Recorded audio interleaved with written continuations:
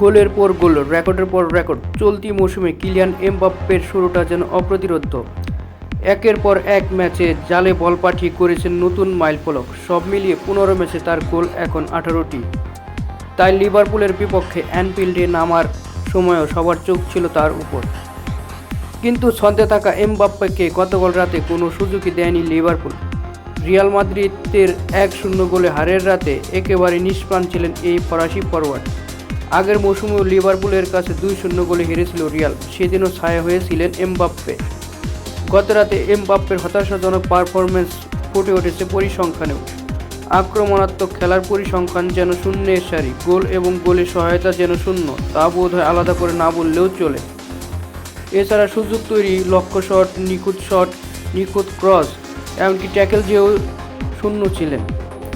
Final থার্ডে সফল pass দিতে পারছেন মাত্র একটি। পুরো ৯০ মিনিট মাঠে থেকে প্রতিপক্ষের বক্সে বল স্পর্শ করেছেন মাত্র ৪ বার।